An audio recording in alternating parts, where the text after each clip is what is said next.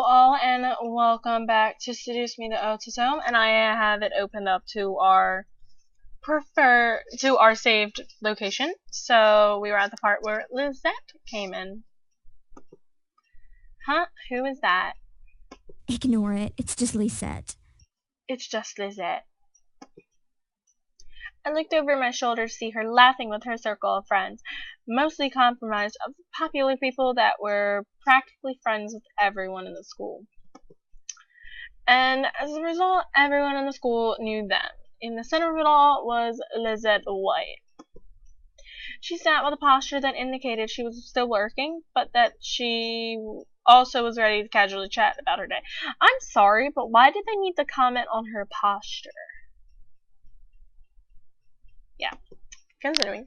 She had an endearing balance of charismatic and awkward, which was readily apparent when she first talked to someone. It was easy to make her smile and laugh, and she was quite the comedian as well. Basically, she was perfect. Not that she was like a robot or something, but she was the student that everyone else wanted to be. Lizette was bright and easygoing, and above all, had her future laid out right in front of her. Unlike the average student, she knew what she wanted to do after high school, and as a result, she was confident and ambitious, though sometimes it could rub a lot of people the wrong way. Moreover, I had known her ever since I was young, but it had ultimately resulted in a rivalry that continued today. Of course, my friends knew what was between us, and upon seeing me glance at her, they shifted their attention to her. Oh my god, I've seen this before. It's like when you're sitting in a little group and like the one like looks over and then like all of them like go to see what she's looking at. Oh my god, that's fabulous. She doesn't even look like she's working, in my opinion. Damn, Naomi, get it. She doesn't look like she's working, in my opinion. She probably is, but she's too much of a stuck-up priss to allow herself to look like she's actually doing work. Yeah, basically, Suzu. So basically what's going to happen, I'm not going to read Naomi or Suzu's just because like they have voices that are behind them. So I'm just going to comment on some of them. Oh, come on, Suzu. She may be a little off-putting, but she's not the giant priss that you're making her seem to be. She probably is. The day she isn't a priss is the day I turn into you. Damn. What's Harsh. that supposed to mean? Never mind. Oh my god, how are they friends? It's about time. Let's bail. She's too hyped for that. Damn, she's Sonic. Her seat isn't even closest to the exit, and she always manages to be the first one out of the door. I don't think I'll ever understand that. Yeah, don't.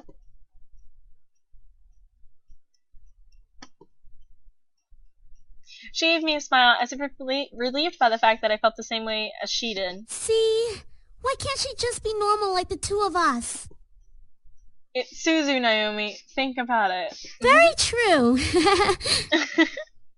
I do that about my friends sometimes. Oh my god. Man, you guys are slow. Are you coming or what? We heard you the first time. Not everyone has rocket boosters attached to their legs when the bell rings. That's Are funny. you kidding me? That class was ridiculously boring. Even Miss Valedictorian here was dozing off a bit. I do have to admit, I was spacing out, and just because I answered one question doesn't mean I'm automatically the valedictorian. Okay, so it wasn't too interesting. But you should at least pay attention when Phillips is talking about the important parts. So you finally admit it. We're finally on the same wavelength. Welcome to the club, Patterson. Patterson. Why do you call them by their last names? But okay. Please, don't call me by my last name. This isn't the classroom. And never in a million years will we ever see things eye to eye. Damn. Despite this, they both burst out in laughter. Normally, anyone would think that opposites like them wouldn't ever associate with each other, but even though they were so different, their friendship somehow made a lot of sense. Well, damn. Maybe they were just perfect complements, or personality just didn't dictate the possibility of their friendship. After all, we three have been best friends since preschool. That explains a lot. All right, so where are we heading to first? Cafeteria? I think we can all agree that we're really hungry, especially after hearing about our company's line of deliciously spicy bubblegum. Who would even buy that? I wonder. I would. Me? I would pay good money to get a taste of it. You do like spicy food, after all. We entered the cafeteria, a bustling room filled with the aromas of different kinds of foods. As we got in line, we ordered our meals and chatted freely. Cajun fries and the spicy chicken burger for me. That's my definition of a good meal. That sounds really good. I'll take a tuna sandwich and some juice. You're probably going to need water or something to curb all that spicy flavor, Suzu. I can't be tamed by the likes of that. If it's spicy, then it's gotta be all or nothing. I agree with that. You're crazy. No, she's not. Hell yeah, I'm crazy. She probably is. I think I'm getting a migraine. I'll just deal with it. I think I'll go with,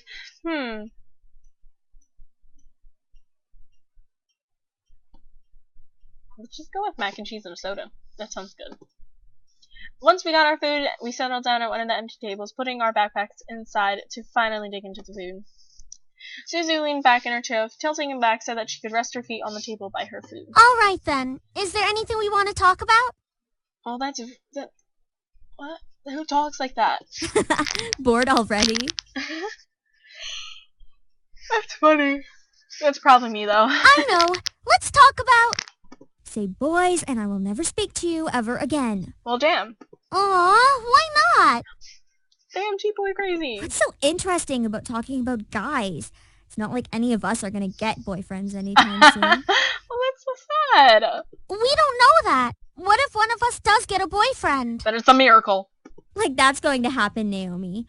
Look at us. I'm a tiny Italian. You're a ditzy blonde. Oh, that's mean. Hey! No offense. And Anderson here. Well, I guess she could land a boyfriend or girlfriend if she wants. Or girlfriend? What's so wrong with her being a lesbian? She can be a lesbian if she wants. Speak. Preach, Zuzu. Or however the heck you say your name. True. That's okay, Zuzu. I'm not sure I want a boyfriend yet. Why not? It's our senior year. Might as well get a boyfriend. True. Maybe she's just not interested in a relationship, Suzu. Point.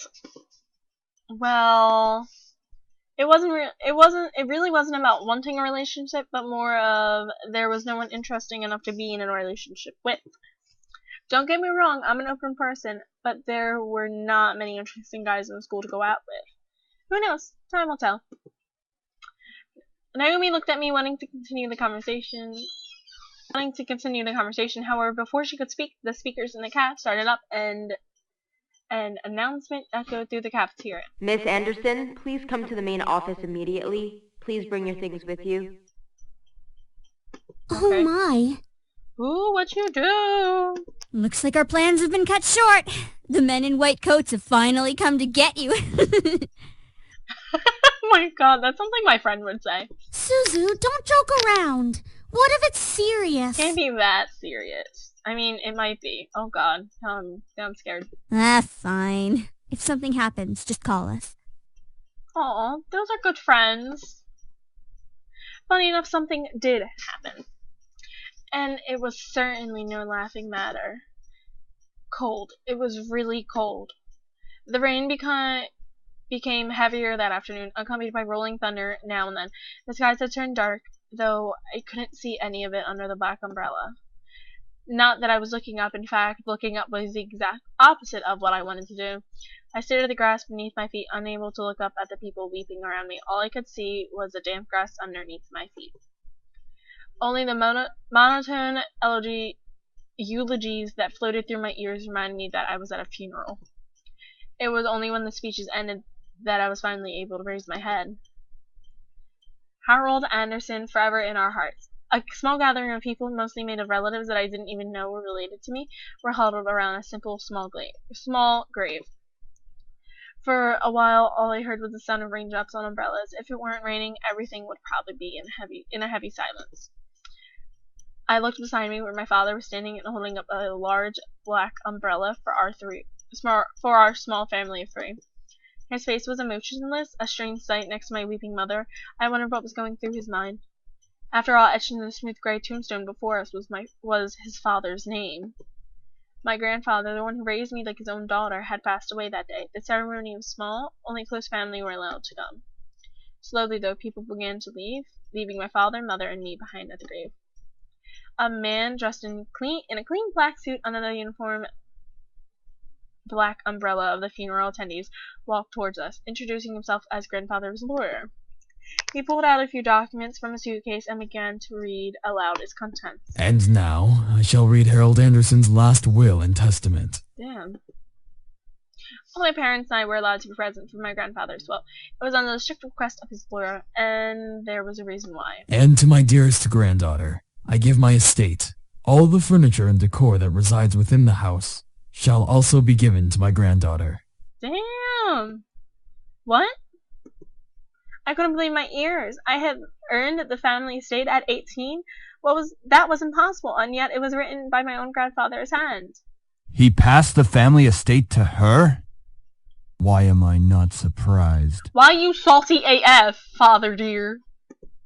Dear. She called him dear, damn. Oh, her mom's pretty. Well, did he say anything about what will become of the CEO and chairman position of the Anderson Toys Company? I'm sorry, but that's a really suggestive title. No. It is presumed that the vice chairman will succeed the position. Even to the bitter end, he wouldn't give in. Oh, what a stubborn old man. Give in to what? What are you talking about? Shaking his head, my father turned to face my mother with a serious expression on his face. About the estate. Should we send her there to get used to the building? It'll be a good place for her to live after high school. Damn. You just want to kick your daughter out. Are you sure we should? Why not? This would be a good experience for her. What are they talking about? Honey, what do you think? Silence. I really wasn't sure what to say. Why did my grandfather think that I was a appropriate heir to the mansion? Was I even ready to live on my own? Well, that seems to be it. We'll be taking our leave now. I'm sure the little heiress needs some time to adjust. Oh my god, her father's a giant douche canoe. David! David! Control yourself. That's just rude. That's your daughter. You get it right, Mrs. Anderson. Well, even though she raised her voice, my dad wordlessly began walking back to the car, disinterested. Don't mind him, honey. I think that your grandfather's passing really affected him. Why don't we get back home for now? Aww, her mom's really sweet. Why did you marry such a douchebag? You can go on ahead to the car, Mom. I think I need some time alone with Grandpa. Oh, of course. Take all the time you need. Oh, this is so sad. She gave me a quick hug and hurried after my dad. I looked around the funeral grounds, which was completely empty save for the southern-looking grave that was laid in front of me. I'm sure if Grandpa were in charge of arranging all of this, it would have been much different. It was blatantly obvious that my dad was in charge of the whole event. We also buried their own family the same day they passed away. Everyone knew my grandfather's love for toys, and yet the grave was a mere stone slab on the ground, void of any children's toys. My dad didn't even bother putting flowers. His disdain for my grandfather was almost pitiful. Sorry, Grandpa. I tried to force out some words, but the only thing that came out was a choked sob. You told me to stay strong, but right now I'm the farthest from it, like that one time a long time ago. Oh, Grandpa! Oh, it's so good to see you again, sweetie.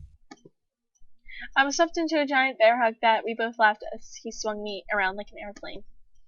It was one of my favorite things about seeing my grandfather, the way he greeted me. Unlike my father was loving and playful, even as I grew older.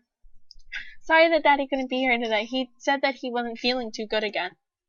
It had always been like that. Dad missed every visit to Grandpa's house, citing that he was busy at work or wasn't feeling well. Is that so? Well, that's okay. Daddy can come around next time. And you're here, right? Oh my god, why does his son hate him? Yeah. So what are we doing today, Grandpa? Mommy says that there's a new dessert cafe open in town. Maybe we could go? Oh, I would love to. But I've been so busy with the company these days. We're actually working on a little something. Would you like to see? Oh, yay. Oh, yeah. Yes. Ooh, is that a toy? It is. I was designing a new line of them, but I feel like something's missing. You don't think you could help me out, could you? Ooh. Of course! He placed the toy in my hands with a smile. I inspected it carefully. It was beautifully crafted. Obviously, a lot of work put into it. There was one thing, though. So, what do you think? I think the heart on his chest should light up when you hug it. It'll be like it's alive, and it can be like a little nightlight before you go to sleep. Oh, that's so cute! He stroked his chin, considering my input while nodding his head. After a few moments of silent deliberation, he turned to me with a chuckle. That's a great idea. I'll get to changing it right away. You're always like my little lucky charm, dear. You always know what to add to make the perfect toy. Aww. Well, I hope I can be like you one day, Grandpa. Aww. You want to make toys as well? Well, making people happy is the best feeling in the world. I don't know if I want to make toys when I grow up, though. Don't worry too much about it. You have plenty of time to decide. Besides, you should do what makes you happy as well. Aw, that's so nice. That makes sense. Daddy doesn't think of it in the same way, though. Your father. I'm sure he just wants the best for you. Okay, that's my timer, but I'm gonna go continue with it because I'm quite happy with this so far. I'm not so sure about that. Sweetie, look at me. Aww. He bent down to look at me and I love it with a serious look on his face. As much as your father may say something that doesn't make sense now, you must remember that he's always thinking about you. He loves you. There's no doubt about that. And you need to love him just as equally. Oh, her grandfather was such a sweet man. What the hell happened to a father? Like, he's such a douche canoe. I don't hate Daddy. I really do love him. I don't know why he's like this, though. Your father and I have had some difficulties with each other in the past. But it's nothing that you should be concerned about. Oh my goodness. I had heard tidbits of this from my mother and various other people. The only people who stayed quiet were my father and grandfather. Both of them refrained from saying a word on the subject matter, but it was clear that whatever happened set up a wall between them. Aww. It's hard, though, trying to pretend as if nothing were wrong. However, no matter what, you have to stay strong. You're a big girl already, and, well, there'll come a day when it seems like it's you against the world. But always remember that your family and friends will be here with you. That's so nice. Daddy, Mommy, your friends at school, me. We'll stand together to get through it. That's a really nice thing. Okay, guys, let me actually just save it. So, that was the second episode of Seduce Me the Ultimatum. I hope you guys are in a fabulous mood. Because I am. Despite that really sad ending, despite that really sad note that we ended on, we hopefully will be able to find out what happens after this episode. So I hope you guys have a wonderful day wherever you are in the world, and kisses. Love you guys. Hope you guys have a fun day, and like, comment, and subscribe. I like all of them, and they help you guys find me. Yay!